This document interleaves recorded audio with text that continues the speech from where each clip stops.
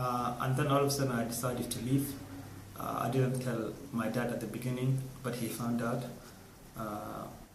because I was like 16, okay, approaching 17 this time. I was getting taller, okay, and I was becoming a man. And at this stage, that it was the worst in Somalia to live in Somalia because you are the right time to carry a gun.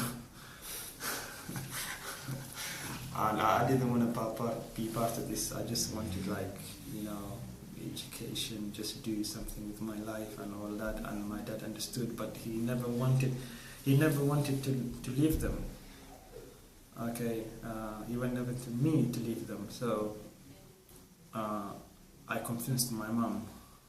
Okay, oh bless her, she was amazing. She still lives in Mogadishu. She said, you know what, because she knew that whatever the decision of my dad and my mom, I was going to leave. They knew that I was going to leave. I made that decision. She said, I'm going to help you to get out of the city by giving you a few $100, I remember.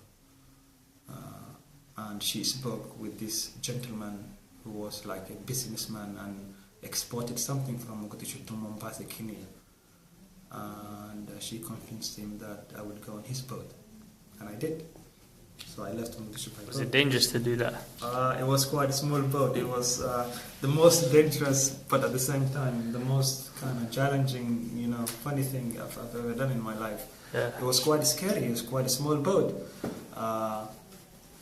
And it's 3-day journey. Was it other people on there? Yeah, on the other people. And there were some luggages, I don't know how you say that, like, you know those skin, the fur, skin thing, skin truck, the leather truck, yeah, it was something like that, I remember, at the bottom of the boat, and on top there were like people sitting. Okay, so you would sleep there, eat there. It's pretty cramped. It was pretty cramped, and I just remember that when we went to the high seas, and the waves becoming like bigger. They weren't waves, but like, you know, the currencies like become like a lot bigger. So it was like big, huge, you know, ships going through and all that. You know, the whole boat like looked like a very small thing. Yeah. Okay, and whenever that you just kind of go through the currency, then the water would come up. Okay, and then we saw like the big waves, yeah, and then they were actually playing, I think, and they would just jump out and then throw themselves on the sea, and the sea becomes like two, and that currency would actually wobble and hit our boat, and everything was like so scary. Did you ever feel that you were never going to make it to Kenya? At one point, I remember this lady as well was next to me and just couldn't stop crying. She was like praying to God non-stop that, okay, if we die, okay, then somebody would let our families know.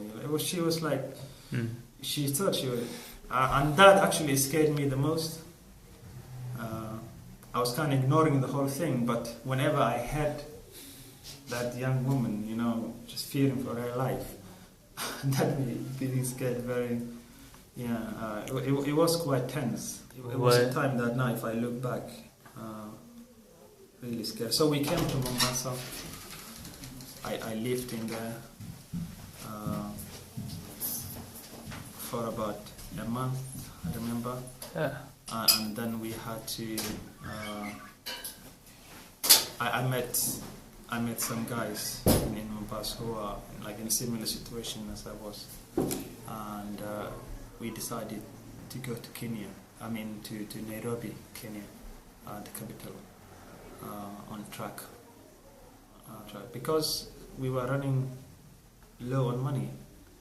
So was this like you spoke to a truck driver? Was it jumping out there? Yeah, somebody was going to speak someone else, okay, and then go on track. But somehow we actually managed UK to get a coach. to Nairobi. How lucky we were. Would it have been dangerous to have gone onto the truck?